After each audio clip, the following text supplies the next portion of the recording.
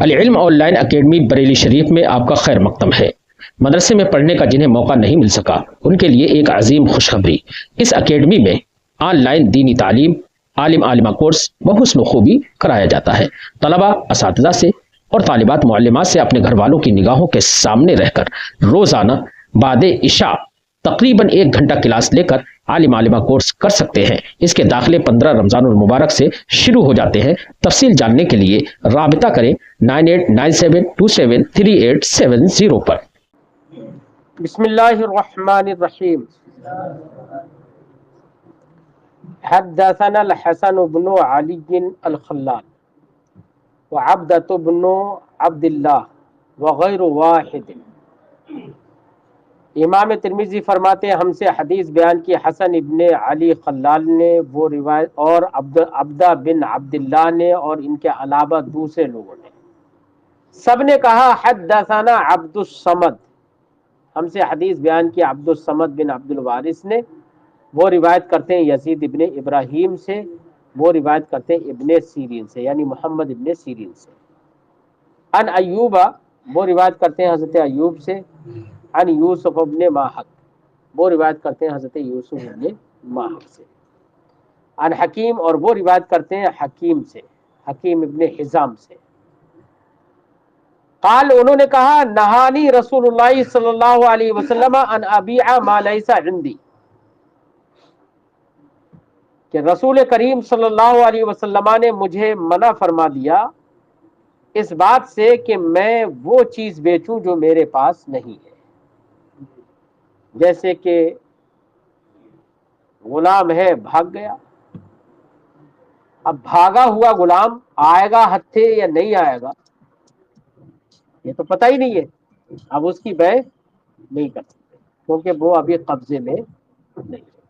باقی قبضے کی گفتگو کل کے باب میں کل ہو چکی ہے، اسی کی حدیث یہ باقی رہ گئی تھی۔ وَرَوَى وَكِيعٌ هَذَا الْحَدِيثَ عَنْ يَزِيدِ بْنِ إِبْرَاهِيمَ، اور وکی نے اسی حدیث کی روایت یزید ابن ابراہیم عن ابن سیرین عن ایوب عن حکیم ابن حزام اس سند سے کی۔ وَلَمْ يَذْكُرْ فِيهِ عن یوسف ابن ماہک، اور انہوں نے اس میں یوسف ابن ماہک کا ذکر نہیں کیا۔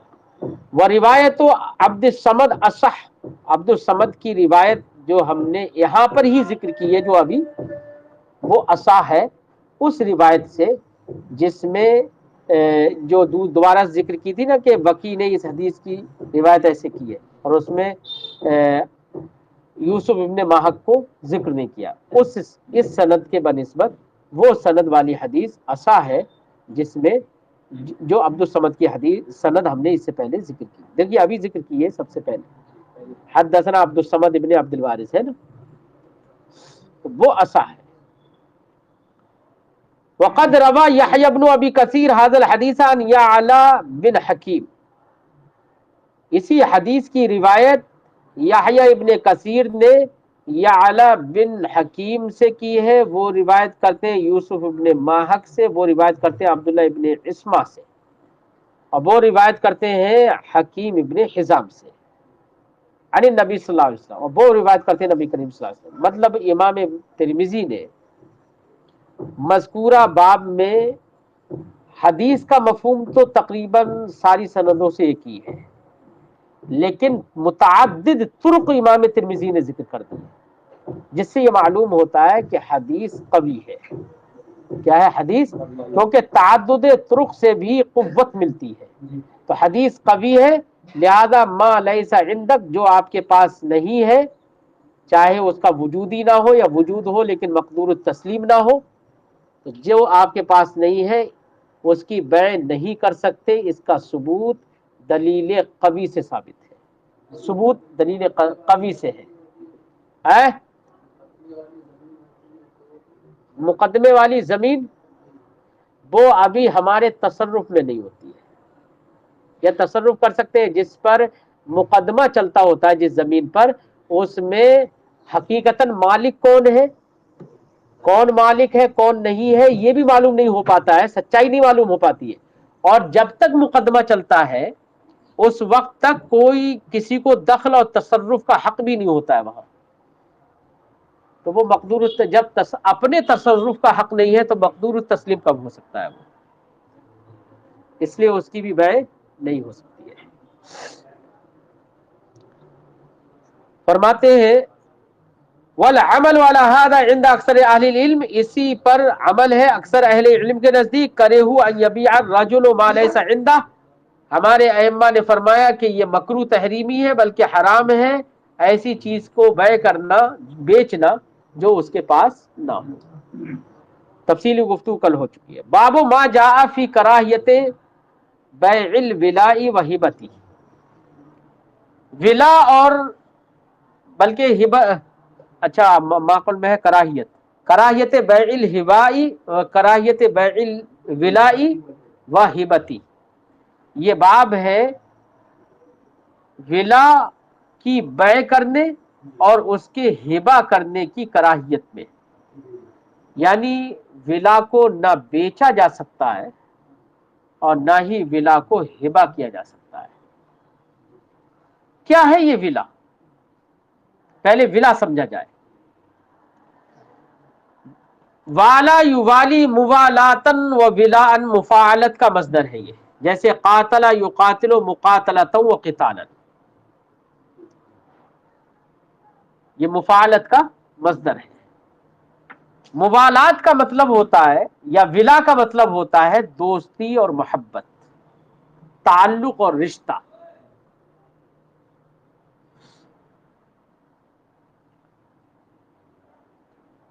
جیسے تعلق اور رشتے کے معنی میں ایک حدیث پاک ہے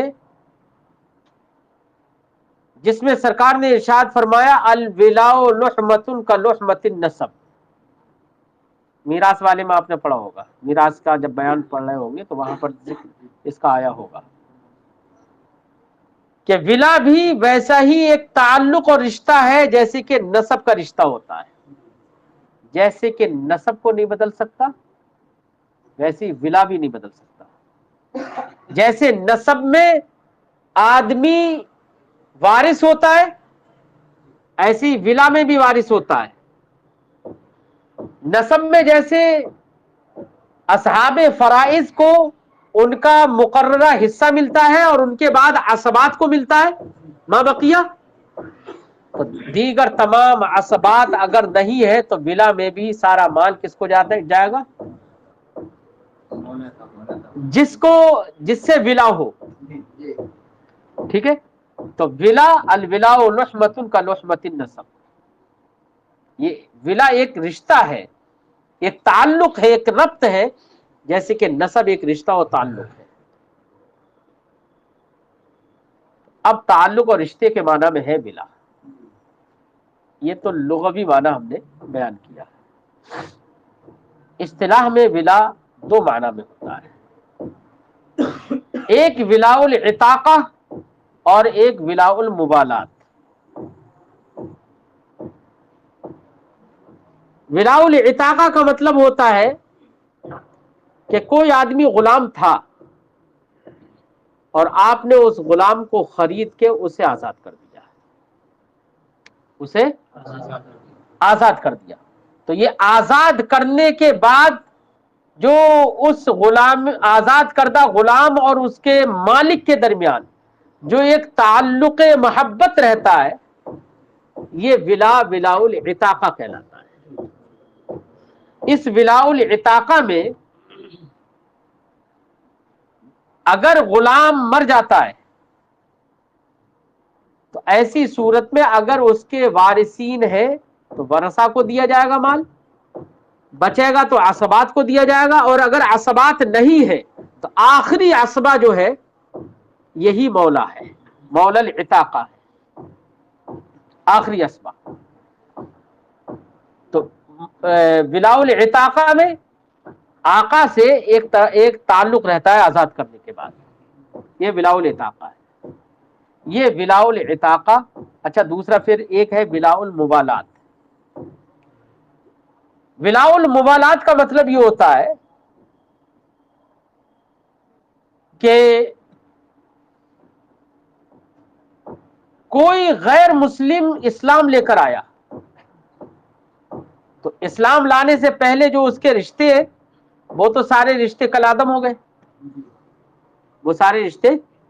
اسلام لانے کے بعد اب اس کا نہ کوئی بھائی ہے، بھائی مسلم ہے، نہ کوئی بہن ہے، کوئی نہیں ہے۔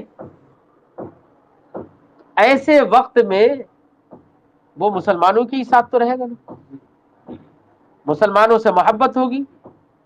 تو شریعت اسلامیہ نے کہا کہ کوئی اس کا بھائی بن جائے، کوئی اس کی ماں کے درجے میں ماں بن جائے، یعنی آپسی محبت کا پیغام دیا شریعت مطہرہ نے۔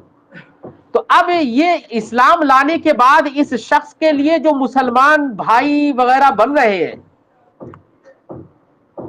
یہ آپسی تعلق جو ہوا مسلمانوں سے، اس کا یہ تعلق اور یہ رشتہ، رشتہ مؤاخات، رشتہ محبت جو آپسی ہے، یہ ولاء الموالات کہلاتا ہے۔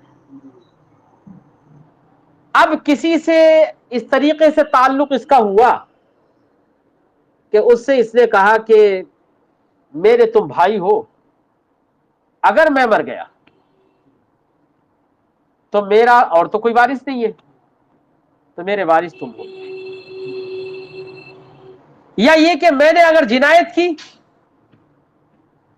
تو جنایت میں اگر دیت دی جائے یا کچھ قرض لے لیا، غصب کر لیا، اس میں جو بھی بدلے میں دیا جائے وہ تمہیں دینا پڑے گا۔ ایسے معاہدے اگر جس سے ہو گئے، اور یہ معاہدے ایک دوسرے سے، ایک دوسرے کے حق میں ایک دوسرے نے قبول کیے، تو یہی رشتہ اور یہ معاہدوں کا جو مجموعہ ہے، یہی کیا ہے؟ ولاء الموالات ہے۔ ورنہ موالات تو ویسے بھی محبتیں تو ہو ہی جائیں گی، لیکن یہاں پر مقصود جو ہے وہ یہ خاص رشتہ ہے، یہ ولاء الموالات ہوتا ہے۔ اب یہ ولاء الموالات جو ایک رشتہ، ایک تعلق ہوا، اس میں آپ نے دیکھا کہ ایک آدمی اس تعلق اور رشتے کی بنا پر دوسرے کا وارث ہو جا رہا ہے، اس کے مال کو حاصل کرنے والا اسبہ بن جا رہا ہے نا۔ اب آپ چاہ رہے ہیں کہ میں تو اپنے غلام کا اسبہ بنی جاؤں گا، لیکن میں چاہ رہا ہوں کہ یہ جو عصبیت کا جو رشتہ ہے، یہ میں اپنے بیٹے کو ہبہ کر دوں۔ کیا کر دوں؟ بیٹے کو ہبہ کر دوں، یا کسی کو ہبہ کر دوں، کوئی ضروری نہیں ہے بیٹا ہی ہو، کسی کو میں ہبہ کر دوں کہ اگر میں نہیں رہا تو اسے تو مل جائے گا۔ تو آپ یہ ہبہ نہیں کر سکتے، کسی کے ہاتھ اس کو بیچ بھی نہیں سکتے۔ یہ مسئلہ ہے۔ وجہ کیا ہے؟ وجہ یہ ہے کہ اس میں تعدی بھی ہو سکتی ہے، غرر اور دھوکہ بھی ہو سکتا ہے۔ کیا ہو سکتا ہے؟ کیا خبر دوسرے کو اگر بیچ رہا ہے تو وہ تو یہ سوچ کے لے گا کہ اگر یہ مر گیا تو مجھے لاکھوں روپیہ ملے گا، اور پتہ چلا کچھ بھی نہیں ہے۔ دھوکہ ہو سکتا ہے نا۔ اور دوسری چیز یہ بھی ہو سکتی ہے کہ ہم دوسرے کو اگر بیچ رہے ہیں تو ہمارے درمیان اور اس کے درمیان تو ایک محبت تھی، تو ہم نے یہ معاہدے کر لیے، لیکن جس کے ہاتھ ہم نے بیچ دیا وہ تو روزانہ یہی کوشش کرے گا یہ مر جائے، سمجھے نہیں؟ کیونکہ اس سے تھوڑی محبت ہے، اس نے تو خریدا ہے۔ تو اس میں دھوکہ ہو سکتا ہے، غرر ہو سکتا ہے، اس لیے شریعت مطہرہ نے ولا کی بیع اور ہبہ دونوں حرام قرار دی۔ اس میں ائمہ کا اختلاف بھی نہیں ہے، جو اختلاف ہے ہو سکتا ہے اگر کوئی اختلاف ہوگا تو امام ترمذی یہاں ذکر بھی کر دیں گے۔ باب ما جاء فی کراہیت بیع الولاء وہبتی، یہ باب ہے ولا کی بیع اور اس کے ہبہ کرنے کی کراہیت کے بیان میں، یعنی مکروہ تحریمی ہونے کے بیان میں، حرام ہونے کے بیان میں۔ حدثنا محمد بن بشار، ہم سے حدیث بیان کی محمد ابن بشار نے، حدثنا عبد الرحمن، ہم سے حدیث بیان کی عبد الرحمن ابن مہدی نے، وہ کہتے ہیں ہم سے حدیث بیان کی سفیان نے اور شعبہ نے، روایت کرتے ہوئے عبداللہ بن دینار سے، وہ روایت کرتے ہیں عبداللہ ابن عمر سے، ان النبی صلی اللہ علیہ وسلم نہا عن بیع الولا، رسول اللہ صلی اللہ علیہ وسلم نے ولا کی بیع سے منع فرمایا، وعن ہبتہ، اور اس کے ہبہ کرنے سے بھی منع فرما دیا۔ ھذا حدیث حسن صحیح، یہ حدیث حسن صحیح ہے. امام ترمذی فرماتے ہیں لا نعرف الا من حدیث عبداللہ ابن دینار، اس حدیث کو ہم صرف عبداللہ ابن دینار ہی کی سند سے جانتے ہیں. عبداللہ ابن دینار عن ابن عمر جو گزری. والعمل على هذا العلم على هذا الحديث عند اهل العلم، اور اسی حدیث پر عمل ہے اہل علم کے نزدیک. اہل علم کہہ رہے ہیں، ورنہ تو جہاں اختلاف ہوتا ہے وہاں پر کہتے ہیں عند اکثر اہل العلم، اس طریقے سے بھی بولتے ہیں. وعنہ وقد روا یحیی بن سلیم، اور اسی حدیث کی روایت یحیی ابن سلیم نے کی ہے عن عبید اللہ بن عمر عن نافع عن ابن عمر عن النبی صلی اللہ علیہ وسلم، اس سند کے ساتھ. کیا انہ نہا عن بیع الولا وہبت، سند ذکر کر دی کہ رسول اللہ صلی اللہ علیہ وسلم نے بیع ولا اور ہبہ ولا سے منع فرمایا.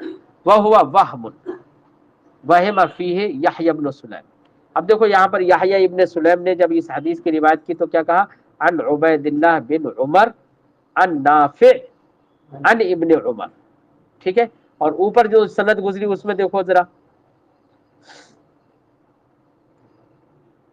اس میں دیکھو حدثنا عبد الرحمن ابن مہدی حدثنا سفیان و شعبہ عن عبداللہ ابن دینار.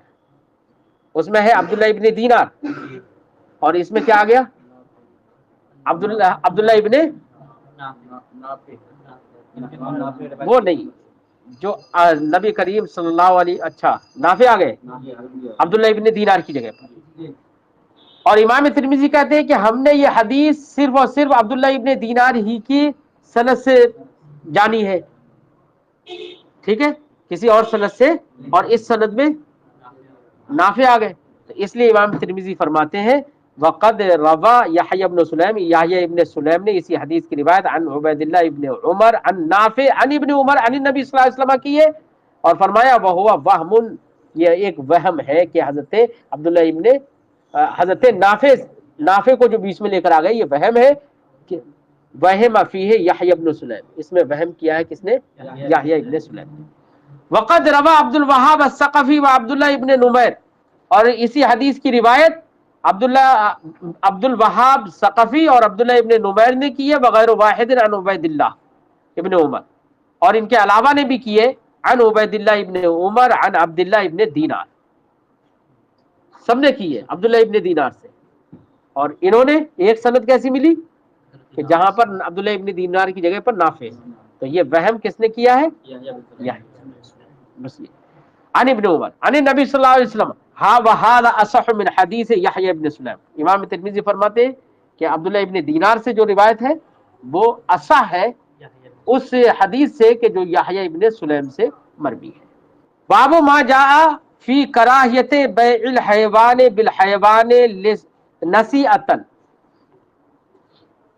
حیوان کی بیع حیوان سے کرنا ادھار، نصیعۃ ادھار، اس کے بیان میں ہے، اس کی کراہیت کے بیان میں ہے. ایک جانور کو دوسرے جانور کے بدلے نقد اگر بیچا جائے،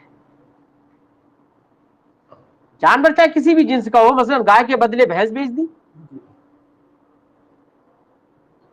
تو نقد بیچنے میں بالاتفاق کوئی ممانعت نہیں ہے، اور ادھار بیچنے میں بالاتفاق ممانعت ہے. سب نے ممنوع قرار دیا، سب نے ممنوع قرار دیا کہ ادھار بیچے گا تو کہیں نہ کہیں کسی نہ کسی ایک کا فائدہ ہے اس میں. ہاں ایک صورت، تیسری صورت اس کی یہ ہوگی کہ ایک جانور تو ادھار بیچا جائے اور ایک جانور نقد ہو، تو اس سلسلے میں اختلاف ہے. امام اعظم رضی اللہ تعالی عنہ اور بہت سارے ائمہ اس بات کے قائل ہیں کہ اس صورت میں بھی بیع منع ہے، کیونکہ ایک جانور ادھار ہے اور دوسرا جانور نقد ہے. میں نے تو اپنا جانور نقد بیچ دیا اور آپ سے کہا یہ ادھار،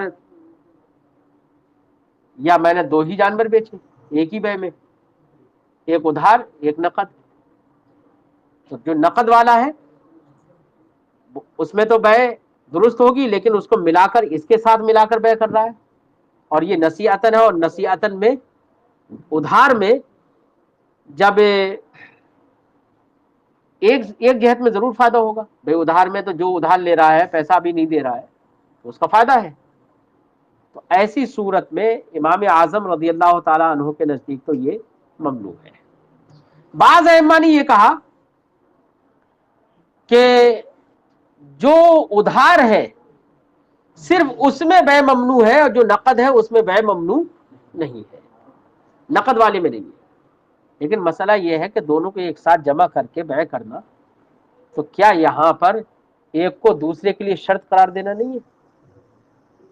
اس لیے امام اعظم رضی اللہ تعالی عنہ کا قول یہی ہے کہ دونوں میں بے ممنوع ہے۔ یہ صورتیں یہاں پر اس حدیث سے متعلق نکلیں گی۔ فرماتے ہیں بابو ما جاء فی کراہیت بیع الحیوان، اس میں جو بھی اختلاف ہے شاید امام ترمذی نیچے ذکر کر رہے ہیں۔ حدثنا محمد بن المثنى، ہم سے حدیث بیان کی محمد ابن مثنى ابو موسیٰ نے، وہ کہتے ہیں ہم سے حدیث بیان کی عبد الرحمن ابن مہدی نے، وہ روایت کرتے ہیں حماد ابن سلمہ سے، وہ روایت کرتے ہیں قتادہ سے، وہ روایت کرتے ہیں حسن سے، وہ روایت کرتے ہیں سمرہ سے، ان النبی صلی اللہ علیہ وسلم نہا، رسول اللہ صلی اللہ علیہ وسلم نے منع فرمایا ان بیع الحیوان بالحیوان نصیحتن، حیوان کی بیع حیوان سے ادھار۔ اب ادھار ہے چاہے ایک میں ہو چاہے دونوں میں ہو، اگر نصیحتن ہے پیسے کے بدلے پہ کیا بیٹا یہاں پر جو ہے ایک ضابطہ یاد رکھو، پیسے کے بدلے بیچنا اس میں کوئی شبہ نہیں ہے، جائز ہے۔ سود کا جو تحقق ہوتا ہے نقد بیچنے میں وہ صرف ان چیزوں میں ہوتا ہے جو کیلی یا وزنی ہوتی ہے، اور نصیحتن سود کا تحقق ان میں بھی ہوتا ہے جو عددی ہوتی ہیں۔ سود کا تحقق اگر ادھار بیچی جا رہی ہے تو ادھار بیچنے میں تو جو عددی چیزیں ہیں ان میں بھی سود کا تحقق ہوتا ہے، اور یہ جانور جو ہے یہ عددی ہے، یہ کیلی یا وزنی نہیں ہے، اس لیے اگر ادھار بیچے جائیں گے یہ تو یہاں پر سود کا تحقق ہوگا، ایک جہت میں فائدہ ہوگا، اس لیے یہاں پر ادھار بیچنا جائز نہیں ہوگا۔ ہدایہ میں تفصیلی گفتگو ہے موجود۔ قدر و جنس ایک ہے تو قدر و جنس ایک ہونے کی صورت میں کیلی اور وزنی چیزیں صرف یدم بیدن مثلم بمثل والفضل ربا، حدیث پاک میں ہے نا، تو وہاں تو قدر و جنس ایک ہونے کی صورت میں کیلی اور وزنی چیزوں میں تو ہم یدن بیدن نقد ہی کریں گے، کیا کریں گے؟ نقد ہی کریں گے، اور وہ بھی برابر سرابر، اگر کمی بیشی کے ساتھ کیا تو سود کا تحقق ہو جائے گا، یہ کیلی اور وزنی میں ہے، لیکن عددی میں، عددی چیز اگر ہے تو عددی چیز میں کمی بیشی کے ساتھ بیچ سکتے ہیں، مثلا ایک گائے ہے اور دوسری گائے ہے، یہاں پر عددی ہے، ایک آم ہے دوسری طرف بھی آم ہے، دونوں ہم جنس ہے لیکن عددی ہے، تو ایک بڑا ہے ایک چھوٹا ہے، بیچ سکتے ہیں تفاضل کے ساتھ، ایک 1 کلو کا ہے دوسرا 2 کلو کا ہے، لیکن اگر ادھار بیچیں گے تو یہاں پر بھی سود کا تحقق ہے۔ ارے مثلا ہم نے کہا کہ یہ آم ہے، یہ ہم آپ کے ہاتھ بیچ رہے ہیں، اور اس کے بدلے میں آم ہمیں بعد میں دے دینا، 2 آم بعد میں دے دینا، یا ایک ہی آم، چھوٹا آم بڑا آم جو بھی ہوگا، مطلب کمی بیشی اگر ہو گئی اور ادھار کے ساتھ ہے تو بیچنا جائز نہیں ہوگا، ٹھیک ہے؟ نہیں قدر و جنس، ہاں عدد میں بھی رہے گا، ہاں عدد میں بھی رہے گا، جنس کا تو رہے گا، لیکن ادھار اور نقد ان سے فرق ہوگا کہ عددی میں ادھار کے طور پر بھی سود ہوگا، اور کیلی اور وزنی چیزوں میں اسی وقت سود ہوگا جبکہ آدمی سود نہیں ہوگا جبکہ آدمی برابر برابر بیچ رہا ہے، اور اگر برابر برابر نہیں کر رہا ہے تو ہاں تو چاہے نقد ہو چاہے ادھار ہو، دونوں صورتوں میں، اور یہاں پر صرف ادھار کی صورت میں سود ہوگا، نقد کی صورت میں سود نہیں ہوگا. ٹھیک ہے، اب دیکھو ترجمہ لگاؤ. وہو قول سفیان الثوری، یہی قول ہے سفیان ثوری کا، واہل الکوفہ، اور اہل کوفہ کا بھی، یعنی ممانعت کا قول ہے، جیسی چاہے ایک طرف ہو چاہے دونوں طرف ہو. وبه یقول احمد، اسی کے قائل امام احمد. وقد رخص بعض اہل العلم، بعض اہل علم نے اس میں رخصت دی ہے، من اصحاب النبی صلی اللہ علیہ وسلم، اصحاب نبی میں سے بھی، وغیرہم، اور ان کے علاوہ تابعین میں سے بھی بعض نے رخصت دی ہے، فی بیع الحیوان بالحیوان نصیحۃ، ایک حیوان کو دوسرے حیوان کے بدلے بیچنا ادھار، اس میں رخصت بھی دی ہے. رخصت میں بھی وہی صورت جو میں نے تیسری صورت بتائی تھی، وہ اسی صورت میں رخصت ہے. وہو قول الشافعی و اسحاق، یہی قول امام شافعی کا اور امام اسحاق کا. حدثنا ابو عمار الحسین ابن الحریث، ہم سے حدیث بیان کیا ابو عمار حسین ابن حریث نے، وہ کہتے ہیں ہم سے حدیث بیان کیا عبداللہ ابن نمیر نے، وہ روایت کرتے ہیں حجاج سے، وہ ہوا ابن ارطاد، حجاج جو ہے وہ ابن ارطاد ہے. عن ابی زبیر، اور وہ روایت کرتے ہیں ابو زبیر سے، وہ روایت کرتے ہیں عن جابر، حضرت جابر سے، قال، انہوں نے کہا، قال رسول اللہ صلی اللہ علیہ وسلم، رسول اللہ صلی اللہ علیہ وسلم نے ارشاد فرمایا، الحیوان اثنین بواحد، ایک دو جانور، الحیوان اثنین، دو جانور، بواحد، ایک کے بدلے، لا یصلح نسأ، یہ بے کی صلاحیت نہیں رکھتے ادھار،